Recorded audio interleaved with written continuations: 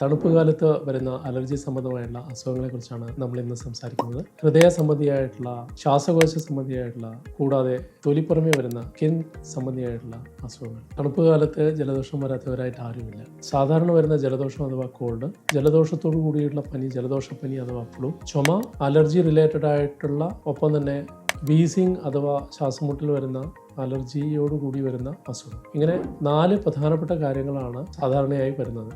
ജീരകം, ഇഞ്ചി, മഞ്ഞൾ, തുളസിയില ഇതിട്ട് തിളപ്പിച്ച വെള്ളത്തിൻ്റെ സ്ഥിരമായിട്ടുള്ള ഉപയോഗം ഒരു ഏകദേശം 2 ലിറ്റർ വരെ ദൈനംദിനമായിട്ട് കുടിക്കുന്നത് ജലദോഷത്തെ ഒരു പരിധി വരെ തടഞ്ഞു നിർത്താൻ സഹായിക്കും.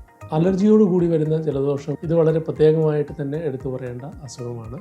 ആ അലർജി എന്തുകൊണ്ടാണ് എന്ന് മനസ്സിലാക്കി അതിനെ ഒഴിവാക്കുന്നതാണ് ഇതിൻ്റെ ആദ്യത്തെ ചികിത്സ. ഒപ്പം തന്നെ അലർജി വരാതിരിക്കാനുള്ള ചികിത്സ ഡോക്ടറുമായിട്ട് സംസാരിച്ചിട്ട് എടുക്കേണ്ടിയും വന്നേക്കാം. ജലദോഷപ്പനി ആവാനായിട്ടുള്ള സാധ്യത വളരെ കൂടുതലാണ്. ഫ്ലൂ അഥവാ ജലദോഷപ്പനി രോഗപ്രതിരോധ ശക്തിയുള്ള വ്യക്തികളിൽ കൂടുതലായിട്ട് കാണപ്പെടുന്നുണ്ട്. ജലദോഷപ്പനിയിൽ സാധാരണ അമൃതാരിഷ്ടം പോലെയുള്ള മരുന്നുകൾ വളരെ ഗുണകരമാണ്.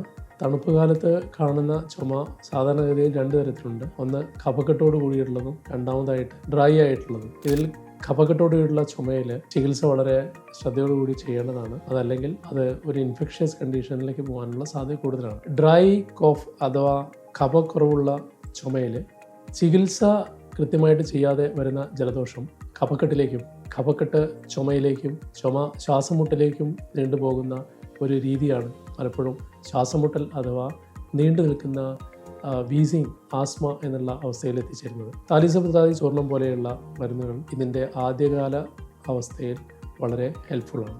പ്രധാനമായും 3 തരത്തിലുള്ള അസുഖങ്ങളാണ് സ്കിൻ വിഷയമായിട്ട് ബന്ധപ്പെട്ട് തണുപ്പ് കാലത്ത് കാണാറുള്ളത്. ഒന്ന് ഡ്രൈനസ്, സ്കിന്നിൽ വരുന്ന ചൊറിച്ചിൽ.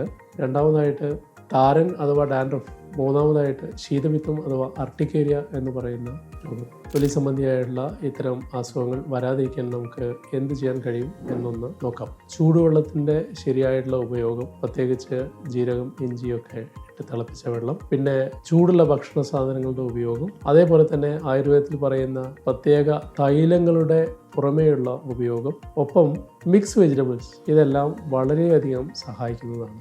ചെറുനാരങ്ങയുടെയും അതേപോലെ ഓറഞ്ചിൻ്റെയും നെല്ലിക്കയുടെയും ഒക്കെ ദൈനംദിനമായിട്ടുള്ള ഉപയോഗങ്ങൾ ഈ അസുഖങ്ങളിൽ വളരെയധികം സഹായകരമാണ്. തണുപ്പ് കാലത്ത് രക്തക്കുഴലുകൾക്ക് സങ്കോചം സംഭവിക്കാറുണ്ട്. ഇതുവഴി ബ്ലഡ് പ്രഷർ കൂടുന്നു. ഹൃദയ സംബന്ധിയായിട്ടുള്ള അസുഖങ്ങളുള്ളവർ ഈ കാര്യത്തിൽ ശ്രദ്ധിക്കേണ്ടതുണ്ട്. കൃത്യമായിട്ടുള്ള മരുന്നുകളുടെ ഉപയോഗം, ഇടയ്ക്കിടെയുള്ള ബ്ലഡ് പ്രഷർ ചെക്കിംഗ്, ഒപ്പം തന്നെ കൃത്യമായിട്ടുള്ള ഭക്ഷണ രീതികളും ഉറക്കവും എല്ലാം ഈ കാര്യത്തിൽ വളരെ പ്രധാനമാണ്. സാധാരണഗതിയിൽ തണുപ്പ് കാലത്ത് വൈറസ് അസുഖങ്ങൾ കൂടുതലാണ്. അതുകൊണ്ട് തന്നെ രോഗപ്രതിരോധ ശക്തി കുറവുള്ള കുട്ടികൾ, വയസ്സായിട്ടുള്ളവർ, മറ്റു അസുഖങ്ങൾക്ക് അമിതമായിട്ട് മരുന്ന് കഴിക്കുന്നവർ എല്ലാം തന്നെ അവർ വളരെ ശ്രദ്ധിക്കേണ്ട ഒരു സമയം കൂടിയാണ്.